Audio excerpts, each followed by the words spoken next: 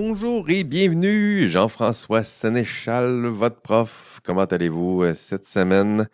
Ça y est, écoutez, demain, 4 avril 2023, c'est fini. Dernière rencontre demain, 4 avril. Donc, bienvenue à votre dernier épisode de votre podcast préféré maintenant, c'est sûr. Donc, j'espère que vous avez aimé la formule. J'espère que ça vous a aidé un peu à apprendre. J'espère que ça vous a aidé un peu dans votre étude. J'espère que ça va encore vous aider dans votre étude. Là, si vous avez besoin de réviser, j'espère que ça va vous aider à avoir une meilleure note. Tiens, pourquoi pas? C'est un peu ça aussi, là, vous faciliter la tâche, vous donner des pistes alternatives là, pour étudier, pour comprendre, saisir, atteindre les objectifs de ce podcast plutôt, de ce volume, d'où ça sort. Bon, content de vous voir. Écoutez, dernière rencontre. J'ai un gros programme pour vous aujourd'hui. Mais avant d'entamer ce contenu, ben un rappel. Et là, c'est urgent. Et là, je parle de l'auto-évaluation intra-équipe. Là. Donc, pour celles et ceux qui n'ont pas encore fait ça, ben c'est aujourd'hui. Là. Donc, c'est ce soir, mardi, 23h59. C'est la date butoir pour compléter cette évaluation. Donc, c'est le moment là, de donner votre 0 sur 5 à la personne qui n'a rien fait, puis 5 sur 5, pourquoi pas, à tous ceux qui ont fait suffisamment leur tâche et qui ont assumé leur rôle, qui ont contribué de façon substantielle à votre TP. Donc, ce soir, et si vous ne le faites pas d'ici ce soir, ben, je vous rappelle qu'il y a une pénalité, donc 10% par jour de retard pour vous. Donc, 0,5 points par jour si vous ne faites pas votre boulot. Donc, faites votre boulot. Comme ça, vous ne perdrez pas de points et ça ne créera pas de problème. Donc, ce soir, mardi, 23h59, prenez une pause encore dès maintenant. Là, appuyez sur pause, allez faire ça. Ça va être fait. Puis, on se retrouve de l'autre côté de cette pause. Bon, voilà, c'est fait. Bravo. Autre point, je sais qu'il n'y a pas d'évaluation formelle du cours. En tout cas, j'en ai pas vu passer. Là, je perds toujours le rythme. Habituellement, c'est une fois par 3 sessions. Là, je ne sais pas. Je pense qu'il n'y en aura pas pour vous cette session. Mais anyway, moi, je veux des rétroactions. Donc, évidemment, des rétroactions constructives. Là. Dites-moi pas que vous n'avez pas aimé le cours ou le pire, le prof. Là, moi, j'ai un ego qui est correct, là, mais, mais pas tant que ça. Mais pas tant que ça. Donc, ce que je veux savoir, c'est ce que je peux améliorer dans le cours. Donc, n'hésitez pas à me le dire. Ce qui est bon aussi, n'hésitez pas à le dire. Là. Qu'est-ce que je conserve? Dans quelle direction je m'en vais avec ça? Si le cours est pas si tant pire en ce moment, là, c'est entre autres parce que j'ai essayé d'être à l'écoute de mes étudiants depuis 15 ans maintenant. Donc, n'hésitez pas à me faire vos commentaires. Envoyez-moi ça par courriel. Ça nous permettra de clore ensemble cette longue discussion entre vous et moi. Autre rappel, alerte rouge encore. Hi! L'examen final. Écoutez, l'examen final, c'est costaud dans ce cours. Et pour vous, ce sera le 11 avril. Donc, c'est dans 6 jours. 7 seulement. Donc, quelques jours d'études peut-être pour vous, quelques heures d'études peut-être. Ce qui vous reste pour vous, ce sera donc le 11 avril de 18h30 à 21h. Donc, l'examen, il sera chronométré d'un examen de 2 heures sur table. Mais je laisse toujours une petite plage horaire à 18h30 à 21h, entre autres, pour gérer les retards, les problèmes, les surprises qu'on peut avoir des fois, là, pour s'assurer que vous ayez vraiment un beau, vrai 2 heures pour compléter cet examen. Donc, quelques jours seulement pour vous replonger dans votre contenu de cours. C'est un examen qui est récapitulatif. Donc, tous les objectifs de tous les 12 modules sont à l'étude. Donc, allez réviser ça.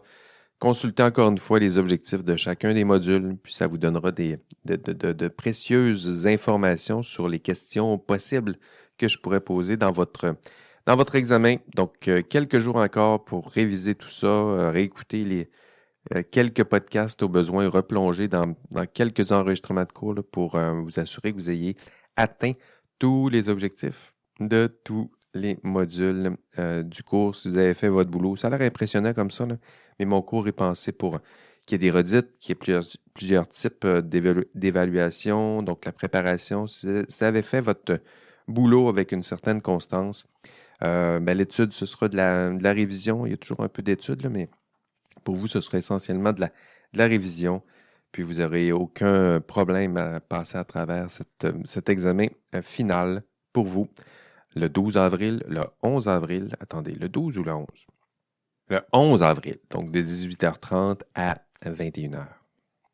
OK, cette semaine, c'est le module 12, donc dernier module. Dans ce module, je vous propose plusieurs choses. Je dirais que la plus grande chose que je vous propose, c'est une critique en règle du système professionnel. En fait, plusieurs modules qu'on en parle, on a exploré tous les interstices de ce système professionnel. On a approfondi parfois plus longuement certains enjeux, on a fait des parenthèses. Mais à la fin, le but, c'est de vous permettre de mieux saisir le système professionnel, de vous en faire voir les bons côtés, les forces et aussi les failles. Donc aujourd'hui, dans cet épisode, on va faire c'est un épisode c'est un module aussi qui est récapitulatif. On voit quelles sont les forces du système, quelles sont les failles du système. On va aller voir à quoi ça sert finalement un ordre professionnel, un système professionnel, pourquoi le code des professions, c'est quoi les forces, qu'est-ce que ça a ajouté comme force au système, qu'est-ce que ça induit comme problème ou comme faille dans le système. Donc, c'est ce qui vous attend dans ce dernier et ultime module. Et aussi, fin du cours. Donc, voilà, c'est aujourd'hui, c'est dans ce module, demain, mardi, qu'on clôt cette longue discussion entre vous et moi. La question principale qui devrait être maintenant mieux maîtrisée pour vous, c'est quoi le système professionnel? Donc, à quoi ça sert tout ça? Au début du cours, je me rappelle de vous, là. Au début du cours, disons que vos connaissances étaient assez limitées en la matière, hein. Donc, plusieurs le confondaient syndicat et ordre professionnel. Maintenant, j'espère que pour vous, c'est un peu plus clair, du moins si vous confondez encore syndicat et ordre professionnel, on aura un sérieux problème. Donc, un ordre professionnel. Donc, d'ailleurs, vous n'êtes pas les seuls à avoir des problèmes à savoir exactement c'est quoi un ordre professionnel. Vous irez voir le texte que j'ai mis pour vous dans les textes à lire cette semaine. Donc, un texte ça a été publié dans le Devoir, ça s'appelle « Le rôle des ordres professionnels mal compris ». Donc, vous allez voir que le rôle est mal compris dans la population en général. En fait, 45% de la population pense que un ordre professionnel, ça sert à quoi? Ça sert à défendre les membres. Or, maintenant, vous le savez, hein, c'est pas exactement ça le but d'un ordre professionnel, c'est plutôt de protéger le public. J'espère que maintenant, vous le savez un peu. Vous savez plusieurs choses maintenant, là. Donc, vous savez qu'un système professionnel, c'est quoi? C'est un ensemble, vous le savez, là. Donc, c'est un ensemble de lois, de règles, de normes. C'est une sorte de structure sociale, légale aussi, politique d'une certaine façon, parce que vous voyez qu'il y a un lien aussi entre le politique et le légal. Mais un système qui balise l'exercice d'un rôle, qui sera votre futur rôle dans la société là, si vous poursuivez dans cette voie. Donc, vous allez être bientôt ingénieur, vous allez être bientôt arpenteur géomètre, chimiste, dans le cours agronome, ingénieur forestier. Donc, tout ça, là, ça fait partie du système professionnel. Ce sont des occupations dont la fonction sociale, elle est, vous le savez maintenant, elle est balisée, elle est contrôlée. C'est une autre façon de le dire. Elle est encadrée très certainement par un système qu'on désigne comme étant le système professionnel. Et pourquoi fait-on tout ça? Parce qu'on se dit qu'autrement, la sécurité publique, la santé publique, la paix sociale pourraient être compromises. Donc, c'est pour ça qu'on a mis en place ce système.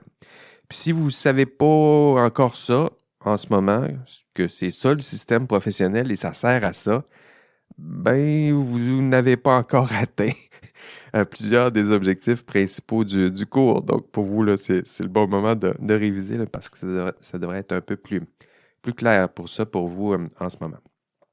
Donc, le système professionnel, il a des forces, il a des failles. On va commencer peut-être par les failles, parce qu'il faut bien l'admettre. Vous l'avez vu en cours de récit, là, en traversant les différents modules. Le système professionnel, il est loin d'être parfait. Il ne résout pas tous les problèmes. J'espère ne pas avoir prétendu le contraire. En tout cas, je ne pense pas. Il y a plusieurs problèmes structurels dans ce système. J'ai pointé vers quelques-uns pendant le cours, puis je me permets de vous les résumer ici. Le premier problème, ce n'est pas un problème. C'est plutôt un problème qui est identifié, qui est souvent cerné par celles et ceux qui connaissent mal ou de façon naïve le système professionnel. C'est l'idée que ça coûte trop cher, les cotisations professionnelles. Donc, pour vous, il faudrait l'enlever, celle-là. Là. C'est pas une critique, c'est une critique intéressante là, dans la mesure ou pertinente ou importante pour vous. Là, ça dépend de la profondeur de votre portefeuille. Mais c'est pas exactement ça la plus grande critique qu'on peut donner, qu'on peut adresser au système professionnel. Vous allez le voir, la hauteur des cotisations, là, combien ça coûte tout ça, vous pourriez faire une critique dans la mesure où vous regardez aussi ce que ça vaut et ce que ça fait, un système professionnel. Donc, avant de dire que ça coûte trop cher, il faut au moins être capable de bien expliquer les forces du système, les fonctions du système. On va y arriver, mais d'abord avec vous, puisque vous y tenez, on va regarder les failles ensemble. Donc, les failles du système professionnel, je me suis appuyé sur le texte de Mark S. Frankel que j'ai mis dans les textes à lire, à explorer. En tout cas, c'est un texte qui est en anglais. Donc, je me permets déjà de vous résumer quelques-unes des failles qui sont identifiées dans ce texte. Donc, première vraie faille du système professionnel, on pourrait la désigner sous le terme du conservatisme. Conservatisme au sens où c'est un système qui est difficile à changer, qui est lourd. Si on regarde la loi sur les ingénieurs, par exemple, écoutez, ça vient tout juste d'être modifié. Là, donc, ça a pris, moi, ça fait longtemps que je la suis, la loi sur les ingénieurs. Puis, ça a pris 30 ans là, de propositions, de refonte, de modifications. Puis souvent, le projet était tabletté. Souvent, le gouvernement en place changeait. Puis, le projet d'adoption de la nouvelle loi était reporté. Donc, beaucoup de chemin pour finalement, 30 ans plus tard, la nouvelle loi, elle est là. Elle a changé un peu le système, elle s'est ajustée, mais en même temps, il y a plusieurs modifications qui ne sont pas encore là. Donc, on le voit que c'est long. Si on regarde tout le volet là, sur l'encadrement de la fonction informatique, ça, c'est un défi dans le système en ce moment. Ingénieur, génie logiciel, génie informatique. Comment intégrer ce nouveau champ dans le système professionnel? C'est encore un problème. Est-ce qu'on l'ajoute au profil d'ingénieur qui est existant en ce moment ou est-ce qu'on ne crée pas une nouvelle profession pour l'instant? La piste explorée, c'est d'intégrer tout ce volet-là dans l'exercice de la profession d'ingénieur. Puis donc, de modifier la loi sur les ingénieurs à cet effet. Pour l'instant, ce n'est pas encore là. Donc, la loi elle a changé. Le but ici, ce n'est pas de faire le tour de la loi, mais de vous montrer que elle s'ajuste, mais en même temps, c'est long. Donc, ces changements c'est lourd, faire changer le système professionnel. Imaginez-vous un gros paquebot, là, c'est difficile de le faire dévier de sa course. Là. C'est possible, mais si vous voulez aller lui faire un détour à 90 degrés, là, ça va vous prendre des kilomètres. Puis si vous souhaitez lui faire demi-tour, ça va coûter cher en carburant. Puis bonne chance. Donc voilà, ça c'est une belle critique qu'on peut adresser. Il y a des raisons pourquoi que c'est aussi lourd, là, mais il faut bien admettre que le système, il est lent, donc il est structurellement assez lourd. Il y a une force d'inertie forte, pour revenir en termes physiques. Donc, il y a Il y a une fonction stabilisatrice à tout ça, donc il y a des avantages, on va en reparler plus tard. Mais disons que pour celles et ceux qui souhaiteraient changer ou modifier le système en place, ce sera compliqué, hein, ce sera assez lourd. Encore une fois, là, c'est une stabilité qui est peut-être nécessaire, mais ça souhaite, pour ceux qui souhaitent bonifier ou améliorer le système, là, ça peut devenir assez lourd. Donc, première critique, conservatisme, hein, c'est ce que ça veut dire. C'est difficile de changer. Son esprit de conservation est intense, puis c'est parfois lourd d'essayer de modifier le système. Deuxième critique, intellectualisme, c'est comme ça que je la désignerais.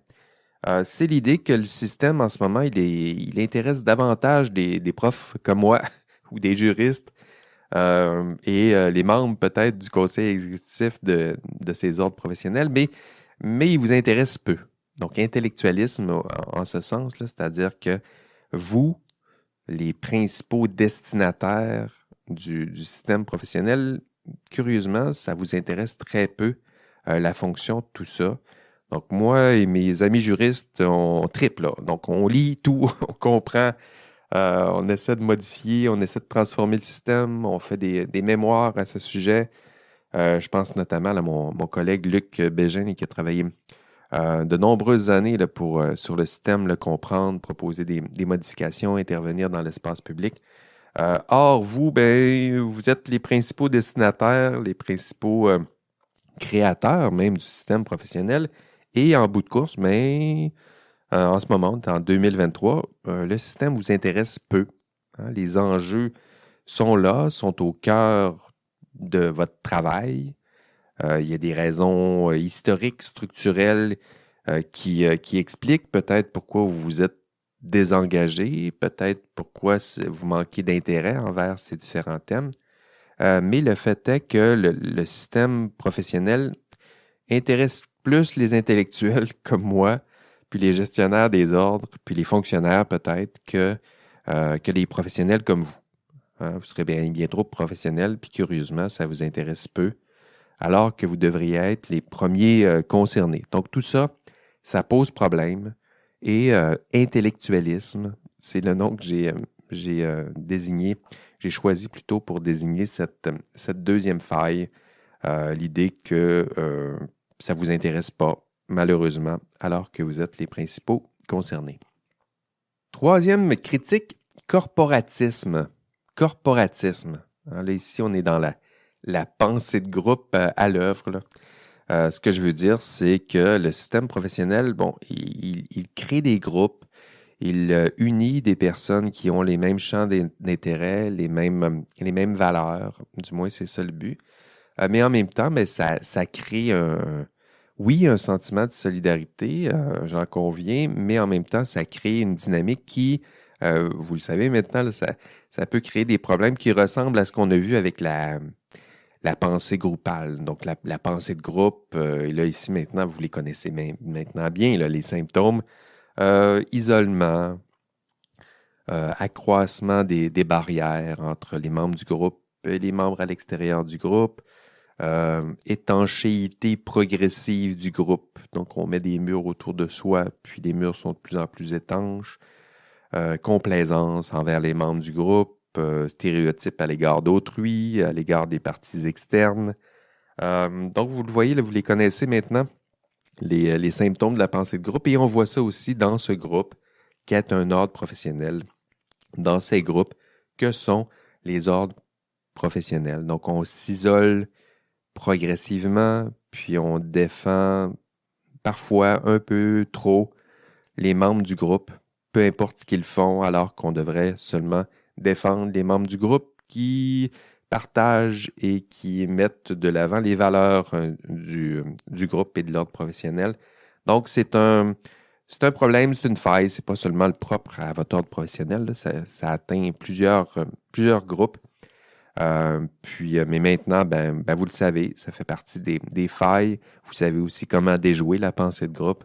Il y a des modes, il y a des solutions organisationnelles que vous pouvez déployer dans vos ordres professionnels pour éviter que ce corporatisme, l'idée qu'on fait corps et on défend ce corps contre le reste, donc faire en sorte de lutter contre ces pulsions, tendances qui sont les propres des groupes.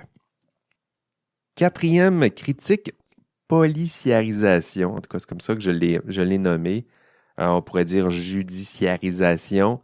C'est l'idée que votre ordre, dans certaines circonstances, peut être associé à la police, en tout cas dans la perception de certains ordres professionnels. C'est comme ça qu'on les perçoit. Un ordre, c'est quoi? Pourquoi? C'est là pour mettre en œuvre la loi. Donc, il y a la loi sur les ingénieurs, la loi sur les chimistes, la loi. Et un ordre professionnel, c'est une sorte de police. Du moins, c'est la perception, là. Cette police est là pour mettre en œuvre cette loi, surveiller, sanctionner au besoin celles et ceux qui s'éloignent, sinon violent certaines parties de cette loi. Donc, tout ça, pourquoi il y a une perception qui ressemble à ça? Vos ordres professionnels manquent souvent de moyens, manquent de ressources, puis manquant de moyens, manque de ressources. Les ordres peuvent avoir tendance parfois à se réfugier derrière leurs fonctions qui sont peut-être les plus simples et efficaces et nécessaires, c'est-à-dire surveiller les membres, puis sanctionner les membres. C'est sûr que cette partie-là, elle est nécessaire, mais elle n'est pas suffisante. Puis en se contentant de si peu, en réduisant sa fonction à si peu, le risque, c'est que vous perdiez une certaine part de votre adhésion, de votre identité professionnelle. Le but, c'est que ça affecte l'engagement des professionnels envers leur propre ordre professionnel. L'idée que les membres se retournent vers leur ordre, puis ont l'impression qu'ils sont juste là pour les surveiller. Donc, l'ordre, tranquillement, finit par être perçu comme étant une espèce d'entité externe qui n'a pas de rapport avec eux, sinon qui est là pour les surveiller. Donc, tout ça, ça mine votre identité professionnelle. Ce n'est pas du tout l'identité professionnelle qu'on souhaite déployer au cœur de vos ordres professionnels et c'est pourtant ce qui peut survenir dans un cadre où les ressources sont trop rares, puis où l'ordre professionnel réduit sa fonction à cette forme de policiarisation. Puis cette policiarisation, elle est perçue aussi par les membres des ordres professionnels. Donc, quatrième critique, policiarisation. L'idée que votre ordre est parfois réduit à son rôle de police. Et ce faisant, vous vous éloignez tranquillement de votre ordre professionnel. Du moins, la perception est que votre ordre professionnel est de plus en plus loin de vous et n'a aucun rapport avec vous et avec vos propres valeurs. Cinquième et dernière critique, il y en aurait plusieurs, mais je vais me résumer à 5, asservissement et perte d'autonomie. Donc, on l'a vu dans ce cours, entre autres, rappelez-vous l'histoire du professionnalisme. Il y a eu plusieurs erreurs, plusieurs errances au cours des 50 dernières années, là. Et ce qu'on a vu, c'est que ces erreurs-là, ces gaffes ces maladresses de vos prédécesseurs, ça s'est traduit par une forme de resserrement des contraintes, un durcissement très certainement de l'encadrement, puis un accroissement du contrôle externe. Donc tout ça, ça se fait au détriment de quoi? Au détriment de l'autonomie. Donc ça, c'était au cœur aussi de l'exercice de la profession, la liberté. On disait des professions libérales, cette liberté des acteurs et de leurs associations à l'époque, les associations professionnelles ou les corporations professionnelles. Donc, on a parti d'un groupe qui se définissait lui-même, qui choisissait ses valeurs, ses idéaux, qui était libre d'esprit, libre d'action.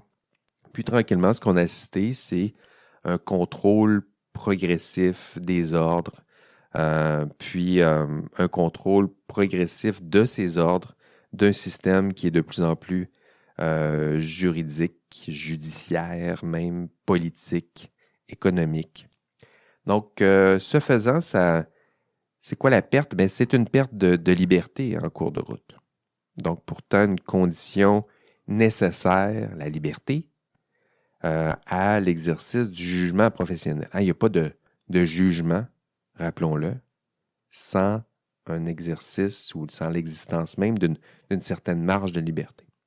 Comment peut-on juger, comment peut-on exercer ce jugement-là, lequel jugement professionnel, s'il n'y a pas d'espace de liberté, je vous le demande. Donc, 5e critique, je l'ai désigné comme étant asservissement ou perte d'autonomie ou perte de liberté, si vous voulez. Ce serait notre 5e critique. 5 failles, donc, conservatisme, intellectualisme, corporatisme, policiarisation et perte d'autonomie. Donc, nos 5 failles. Il y en aurait d'autres, là, on les a abordées dans le cours, de quoi je n'ai pas parlé. L'effritement de l'identité professionnelle, l'effritement plutôt ou la parcellarisation ou la fragmentation de la responsabilité professionnelle ou la fragmentation de l'imputabilité professionnelle, ce serait une autre façon de le formuler. La perte de sens, ben oui, ça aussi. On a de la difficulté à savoir exactement d'où l'on vient, donc difficile de décider à partir de là où on va en tant que profession. J'ai aussi cité dans le module un texte de Cynthia Duclos, donc vous irez lire ça aussi. Elle parle notamment de l'absence de surveillance, de contrôle des firmes professionnelles. Donc, ça, c'est une faille du système en ce moment là, importante. Là. Vous travaillez dans des firmes, mais pour un ordre professionnel, c'est impossible de surveiller ces firmes. Donc, c'est impossible de se pointer pour faire un audit des firmes en question ou des lieux de travail qui, eux, peuvent influencer lourdement l'exercice de votre profession. Donc, plusieurs failles dans le système professionnel. Je l'aime bien. Vous l'aimez bien maintenant, votre système professionnel. Mais en même temps, il a des failles. Hein, il est humain. Puis, on aime les humains, hein, malgré leurs failles. C'est un système qui est conçu, pensé, mené par des humains, par des acteurs qui sont faillibles. Et le système, ben, il est à l'image de celles et ceux qui l'animent, qui en font la promotion, qui le défendent, avec les mêmes failles et problèmes. Impressive. OK, le côté clair de la force maintenant. Allons-y dans ce sens-là. Dans ce sens-là, plutôt voyons ensemble les forces. Hein, on a vu les failles, les forces maintenant. C'est quoi les principales raisons pour justifier l'existence du système professionnel au Québec? Donc, dans le texte, on est toujours dans le texte de Frankel. Frankel liste 8 raisons plus précises pour justifier l'existence du système professionnel. Puis ce sont ces forces que j'aimerais aborder avec vous. Donc, plusieurs forces. D'ailleurs, êtes-vous capable de tout de suite là, de me nommer, appuyez sur pause, là. Nommez-moi 3 forces du système professionnel. This next test is very dangerous. To help you remain tranquil in the face of almost certain death, smooth jazz will be deployed in 3, 2, 1.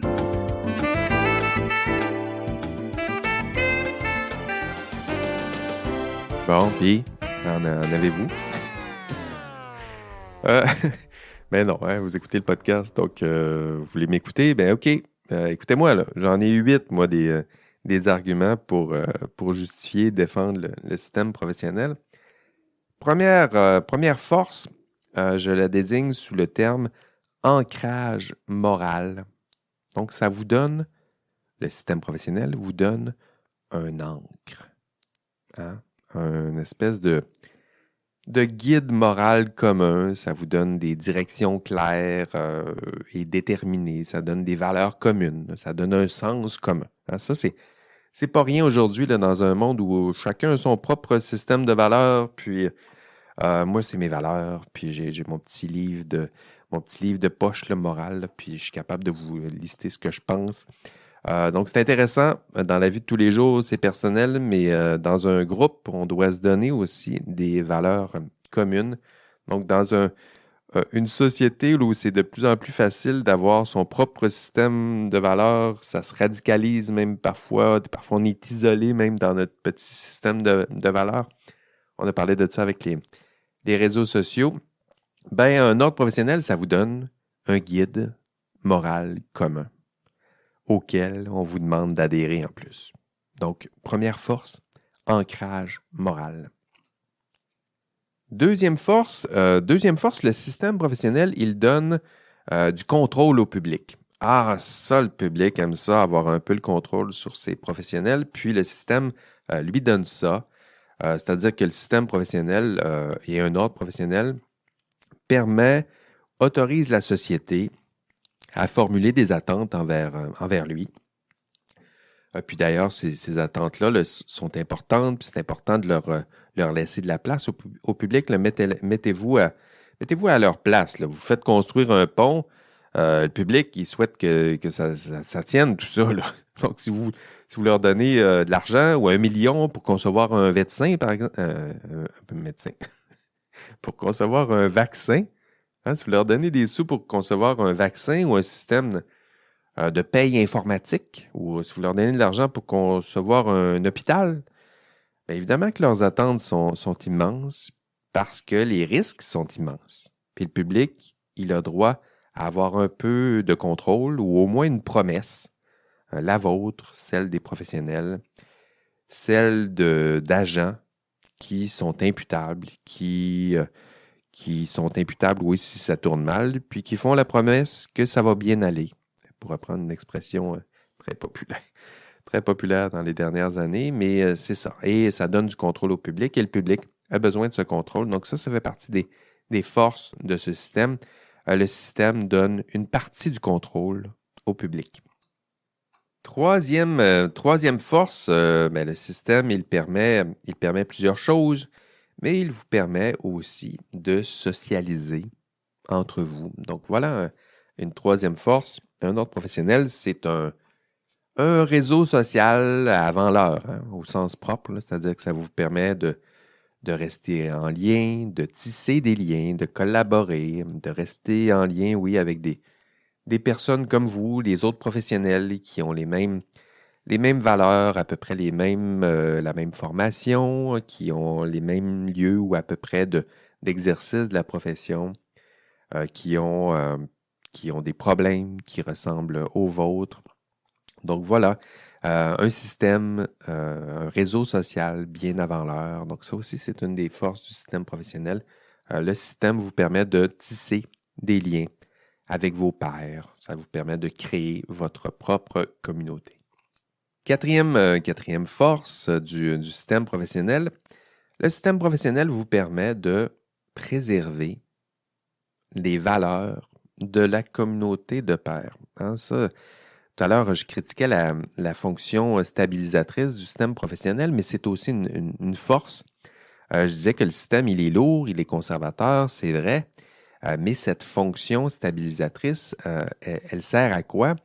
Elle sert à protéger certaines valeurs, certaines habitudes, certaines promesses. Elle les protège d'interventions indues peut-être des différentes formes d'autorité qui gravitent autour des professionnels. Hein? Donc, l'autorité politique, sociale, religieuse à une certaine époque, autorité morale, il y a ça aussi. Donc, le système, il est là, il tente de se protéger, puis les murs qu'on met autour de ces ordres professionnels-là, ça les protège. C'est lourd un peu le système, mais en même temps, ça les protège d'une influence externe. Puis ça, c'est intéressant. C'est peut-être même la plus grande force des normes, des lois, puis peut-être même les chartes, par exemple. Pourquoi on se donne des statuts organisationnels, des chartes? Pourquoi on se donne une constitution, hein, si on est un pays? C'est parce que ça donne justement cette stabilité. Hein, ça lui donne une forme aussi d'indépendance sociale. La société va changer, mais les normes, les lois restent. Hein, la société perd un peu de son emprise dès qu'on consigne certaines choses, certaines promesses dans une norme, une loi, dès qu'on consigne des valeurs dans un code, dans une charte. Évidemment, c'est frustrant un peu là, pour la société lorsqu'on tente de changer un petit peu la loi, les normes, les chartes. On dit, ouais, c'est bien compliqué de changer tout ça.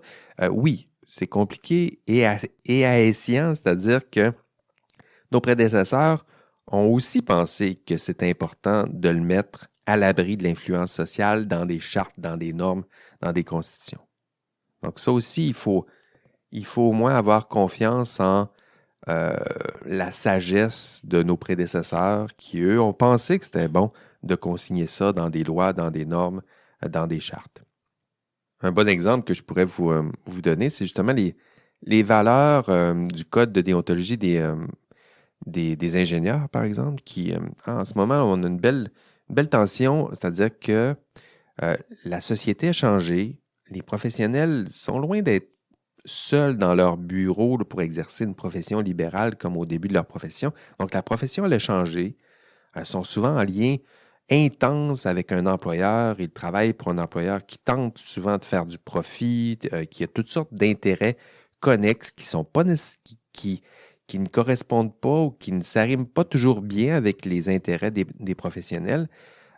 Donc, ça fait partie de la réalité. Mais les principes qui sont là au cœur du système professionnel, indépendance et protection du public, ceux-là demeurent. Donc, le système, il a changé, mais ces principes-là, sont consignés dans des normes, dans des règles, dans un code des professions. Puis tout ça, on dit c'est compliqué à changer, mais en même temps, ça vous donne une forme de stabilité. Oui, vous serez éventuellement des employés, mais vous ne serez pas que des employés. Parce qu'au cœur du système professionnel, il y a des lois, des codes qui ont consigné que les professionnels ne sont pas que des employés. Ils ne sont pas uniquement là pour servir les intérêts de leur employeur, ils sont aussi là pour servir les intérêts du public.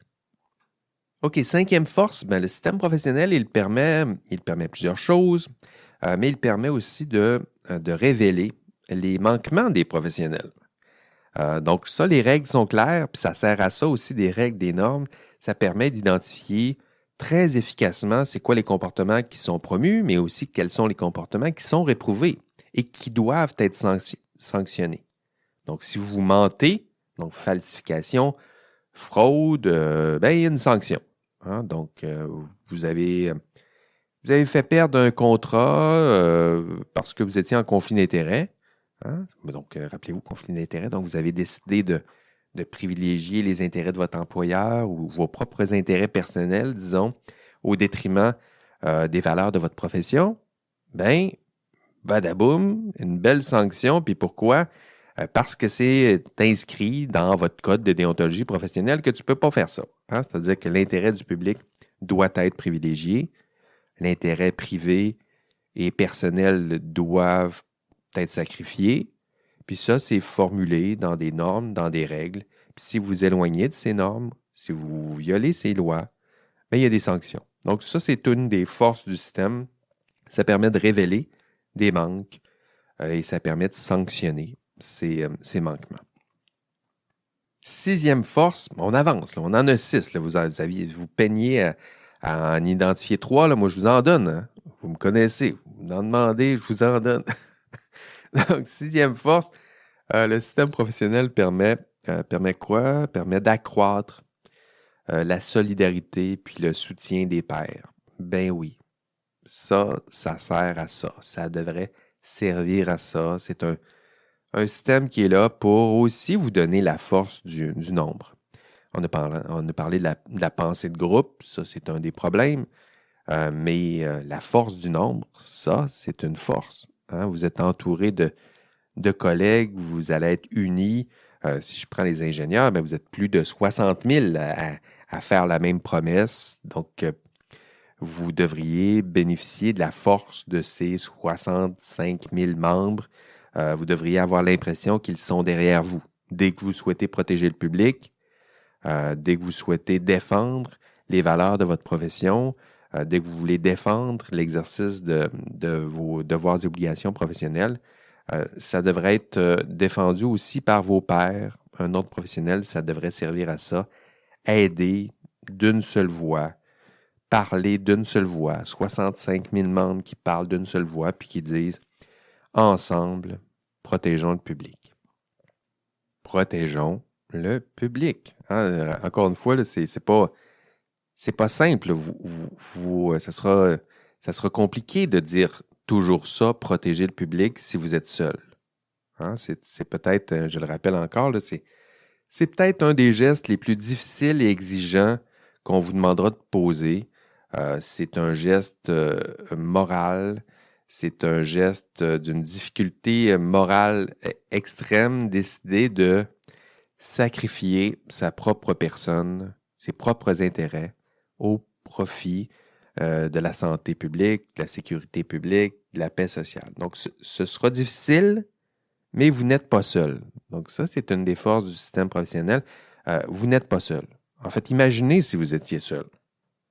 Imaginez, là, comme Karen Duhamel. Ça, c'est un bon exemple. Rappelez-vous de Karen, là, qui se tourne vers son ordre professionnel pour obtenir le soutien de ses pairs, puis qui n'a rien reçu.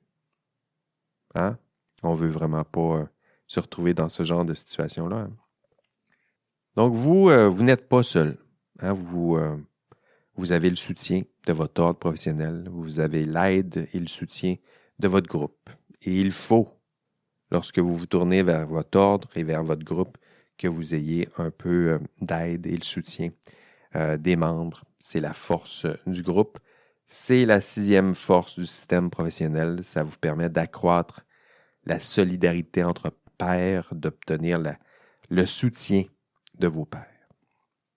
7e force, résolution des conflits entre pairs, c'est comme ça que je le désignerais.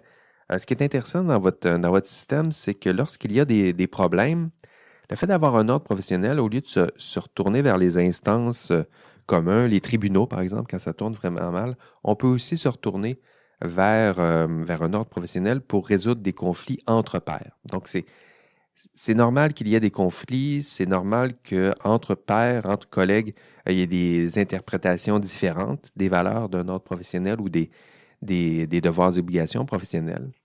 Puis, c'est normal de pouvoir aussi, ou c'est important de pouvoir se retourner vers son ordre professionnel pour résoudre ce genre de conflits.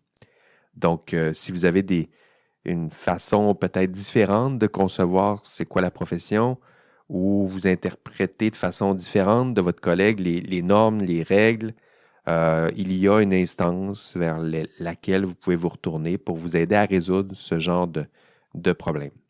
Donc, vous retournez vers votre ordre, puis vos pairs, ils ont des hésitations. Ça se peut que vos pairs ne pensent pas exactement comme vous, puis si vous pensez avoir raison, avant d'appeler Infoman, Enquête ou quelqu'un d'autre, là, ben, on peut se retourner vers le système professionnel en disant il me semble que mon collègue ici n'interprète pas le code de la même façon que moi ou a posé un geste qui semble s'éloigner de mes devoirs et obligations professionnelles. Qu'en pensez-vous? Donc, 7e force, votre système vous permet de résoudre des conflits ou des tensions entre vous. 8e et dernière force du système, à quoi sert votre système professionnel? Il sert à accroître la confiance du public et maintenir, la réputation de la profession. Donc, je dirais que cette 8e force, c'est une force qui est cumulative, là, c'est-à-dire que si toutes les forces sont là et se complètent, le système professionnel permet de rassurer le public. Permet au public de prédire des comportements des professionnels qui sont généralement et de façon commune, des comportements qui sont concordants avec les règles, les valeurs promues dans le code de déontologie professionnelle et qui est cohérent avec les valeurs de la profession en question. Donc ça, cette confiance-là, elle est nécessaire, elle fait partie intégrante du système en question. Voilà un système qui est en place. Je dirais que c'est le cœur du système, maintenir ce lien de confiance.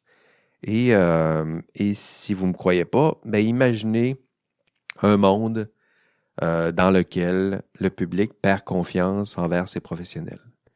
Imaginez un monde dans lequel plutôt le public perd confiance envers la science, envers les acteurs, les actrices qui incarnent cette science, qui incarnent la science et le génie. Donc, lorsque le système est efficace, le système professionnel, je vous parle, il y a confiance du public. Lorsque le comportement des membres reste intègre, la confiance du public se maintient, puis la réputation de la profession, elle aussi, se maintient. Donc, 8 forces. Hein? Vous en vouliez des forces, vous avez de la difficulté à en chercher 3. En trouver 3, je vous en donne 8. Donc, 8 bonnes raisons là, pour défendre votre système professionnel. Du moins, ce sont celles listées par Frankel. Donc, voilà, 8 bonnes raisons. Puis, si votre ordre professionnel fait bien son boulot, la confiance du public sera maintenue. Si on regarde le système professionnel si on se prend un pas de regard, je vous invite à un pas de regard, un pas de recul plutôt. Je vous invite à le faire un peu. Maintenant, on arrive à la toute fin du cours. Lorsqu'on regarde le système professionnel, Frankel aussi en parle dans son texte.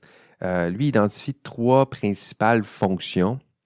Donc, le système professionnel devrait, sa première fonction, inspirer. Vous inspirer. Hein, ça devrait, il est là pour exercer en éthique organisationnelle, on parle de leadership éthique, là, c'est ce que ça veut dire. Il devrait se positionner comme étant un leader éthique et moral. Un autre professionnel, c'est un peu ça. Ça devrait donner sens à l'exercice de votre profession. Ça devrait vous inspirer en faisant justement la promotion de vos valeurs. Vous les rappelez. D'ailleurs, vous en rappelez-vous de vos valeurs professionnelles? Je vous les donne. Honnêteté, vérité, humilité, connaissance, gratuité. Gratuité, c'est souvent le désintéressement, c'est ce que ça veut dire. Justice, la science est évidemment au cœur de votre profession, la bienveillance. Donc ça, c'est la première fonction, vous inspirer. Réguler, sa deuxième fonction. Celle-là, vous le savez bien, vous l'avez bien vu pendant le cours. Là, le système professionnel, il est là pour créer des lois, modifier des lois, s'assurer que les lois qui sont en place représentent vos idéaux, vos valeurs, défendent vos valeurs et idéaux. Donc, un système et des institutions qui défendent ces lois, qui permettent d'ajuster ces lois, de créer des lois, des normes, des codes, tout ça pour défendre les valeurs, les idéaux qui sont au cœur du système et sanctionner au besoin. Hein. Donc, ça, c'est la deuxième fonction, réguler. La troisième fonction, éduquer. Ben oui, le système professionnel, il est là aussi pour encadrer la formation des membres, donc s'assurer que les membres aient les compétences minimales ou les qualités désirées. Là, on a un système de gestion des qualités ici à la faculté de sciences et de génie. Donc, le système en place, le système professionnel, il est là pour promouvoir, s'assurer que les membres aient des compétences précises. Ils sont là pour faire la promotion d'un savoir qui doit toujours être optimal. Formation continue, ça fait partie des fonctions.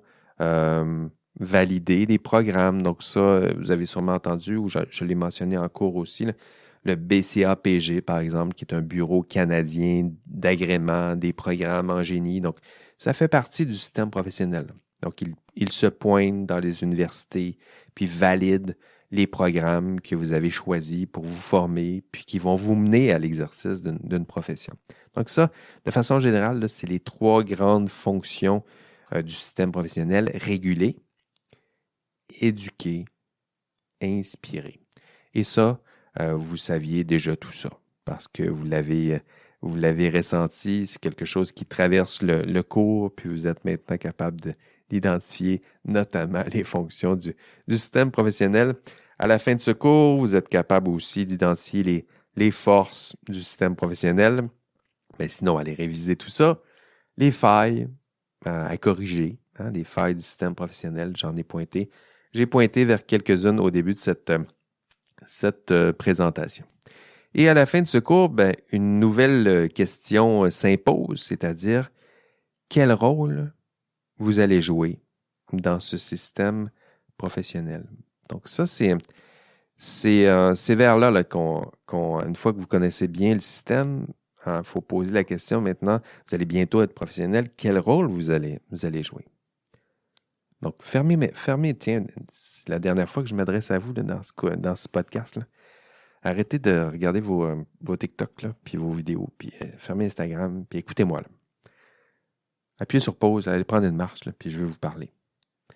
Vous le savez, ce cours, il est important pour moi. En tout cas, vous avez sûrement eu l'occasion de vous en rendre compte. Là. C'est un cours qui est précieux pour moi. Quand j'ai débuté quand j'ai commencé ma carrière, je souhaitais enseigner, mais en même temps, je souhaitais enseigner, faire de la recherche sur des thèmes qui étaient importants, que je trouvais signifiants, essentiels dans notre société. Donc, j'enseigne, je fais de la recherche sur la conduite responsable en recherche. J'enseigne aussi sur le professionnalisme, vous l'avez vu. Donc, ça fait partie de mes champs d'intérêt, le professionnalisme, mais dans l'exercice de la profession en sciences et génie. Puis, ce qui m'importe dans tout ça, là, la trame qui traverse ces différents champs d'intérêt, ce qui me passionne, c'est l'intégrité des acteurs de la science et du génie. Et pourquoi, j'en parlais un peu plus tôt, je vous demandais, imaginez ce monde si on perdait justement cette confiance envers les acteurs et actrices de la science et du génie. Donc, imaginez si on perdait confiance en nos chercheurs, nos chimistes, nos informaticiens, nos programmeurs. Qui d'autre j'ai dans ce cours? Microbiologistes, ingénieurs, évidemment, arpenteurs, géomètres, agronomes, j'en ai quelques-uns, épidémiologistes. Imaginez si on perdait ce lien de confiance. Hein? Imaginez ça. Hein? J'aime bien dire que vous êtes le dernier rempart. Hein? Comme dans Game of Thrones, là. Vous êtes au mur, puis vous protégez le mur, parce que si le mur s'effondre, ça va bien mal aller. Hein? Vous êtes là pour... votre rôle, c'est... il y a des idéaux importants. Donc, vous êtes là pour contrer le mensonge, contrer l'ignorance, la bêtise, peut-être. En tout cas, vous êtes les gardiens, ça aussi, j'aime ça comme image, là, les gardiens de la science et du génie. Donc, pas seulement les serviteurs de la science et du génie, mais les protecteurs de la science et du génie, puis des valeurs qui sont associées à l'exercice de la profession en sciences et génie. Donc, le bien commun, la sécurité, la santé publique, la paix sociale. Donc, voilà pourquoi je fais tout ça, parce que les thèmes abordés dans ce cours sont importants. Hein? Ça cible votre rôle dans la société. Je le sais que dans le cours, je ne fais pas toujours un portrait très glorieux de votre profession. Là. Donc, on a vu quelques failles, quelques erreurs, quelques maladresses du système, puis des hommes aussi et des femmes qui sont les acteurs de ce système. Donc, un système, je le disais un peu plus tôt, qui est faillible, qui est fragile. Puis je le sais que lorsqu'on voit des professionnels sombrer, donc il y a quelque chose de choquant, là. Hein? Donc, un viaduc qui s'effondre, des firmes de génie qui collisionnent, ça, c'est pas beau. Des ingénieurs qui volent le trésor public, des chercheurs qui mentent, des professionnels qui abandonnent leur rôle pour servir leurs propres intérêts personnels, qui fraudent, qui compromettent la sécurité publique. Donc, tout ça, c'est choquant. Mais en même temps, rappelons-le, là, ça reste un portrait humain. Je voulais un portrait qui est réaliste aussi. Puis qui montre le côté... les idéaux, souvent, sont bien intégrés. Mais je voulais aussi montrer le côté sombre, parce que ce côté sombre, il révèle aussi son contraire. Hein? Donc, il n'y a pas de côté clair sans au moins une connaissance sommaire du côté obscur. Parce que le côté clair, celui-là, il est là. Vous l'avez peut-être oublié en cours de route, mais il est là. Il explique pourquoi vous vous êtes inscrit dans un programme en sciences et génie. Les idéaux sont inspirants. Tiens, je vous les rappelle. Construire un monde meilleur. Construire un monde meilleur. Maîtriser la nature, la matière, maîtriser l'énergie. explorer l'espace, donc l'infiniment grand, l'infiniment petit, définir l'homme, définir le vivant, redéfinir l'homme, redéfinir le vivant, défendre la rigueur, la raison, la vérité. Donc, vous le voyez, là, les idéaux sont élevés, mais évidemment, avec de telles ambitions, lorsqu'on tombe, on tombe de haut.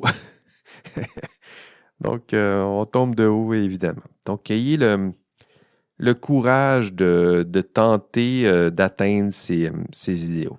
Donc, vous en avez le pouvoir. Un grand pouvoir engendre de grandes responsabilités. Je vous l'ai dit à plusieurs reprises dans ce cours. Évidemment, certains vont se tromper. Peut-être certains vont se perdre en chemin. Mais en ce moment, vous avez tous ce pouvoir. Donc, pas un super pouvoir, un pouvoir ordinaire, humain, un pouvoir du quotidien. Et ce pouvoir, lui aussi, engendre de grandes responsabilités. Chers étudiants, c'est le dernier mot. On se quitte, chers étudiants, chères étudiantes. Donc, soyez justement ces héros ordinaires, exercez ce pouvoir au quotidien, dans l'ombre. Donc, pas au service de l'ombre, mais dans l'ombre. Reconstruisez notre monde après cette damnée pandémie. Donc, qui peut reconstruire ce monde sinon vous? Qui peut le faire mieux que vous? Et maintenant, la responsabilité vous incombe, tous et toutes, de vous servir de votre pouvoir pour défendre justement ces valeurs, les valeurs et idéaux du système professionnel. Voilà, c'est tout. Écoutez, bonne étude. On se revoit en classe demain pour une vraie conclusion en bonne et due forme des adieux. Sinon, on se revoit à l'examen final. Allez, bye bye. OK, dernier indice, je veux que vous m'envoyiez par courriel dès que vous écoutez le podcast. Les mots « au revoir ». Donc, c'est notre dernier épisode. Donc, on se dit seulement, c'est tout simplement « au revoir ». Donc, écrivez-moi, puis votre courriel, dites-moi juste « au revoir ». Je vous dis au revoir à l'audio. Je n'ai pas la chance de pouvoir vous entendre, mais au moins, on a un lien entre nous deux. Donc, écrivez-moi un petit courriel, puis dites-moi seulement « au revoir », puis vous aurez votre dernier indice cumulé pour l'ensemble de ces podcasts. Allez, bye bye.